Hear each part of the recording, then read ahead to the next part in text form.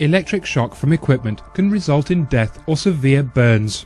Additionally, serious injury can result if the user falls as a result of the shock. The limited access to confined spaces means that it may take longer to provide medical assistance to personnel in confined spaces, and it is therefore extremely important that safe working practices are followed to avoid the risk of electric shock. All electrical equipment should carry a valid portable appliance testing or PAT label. Testing should be carried out by suitably trained individuals at least once every 3 months. If an electric power tool does not carry a valid PAT label, it should not be used, and you should inform your supervisor. All powered tools used in a confined space should be 110 volts and should be fitted with a dedicated RCD. Power tool users should be provided with insulation mats, and it should be possible to turn off or isolate all powered tools from within the confined space, and this should be done routinely whenever equipment is not in use.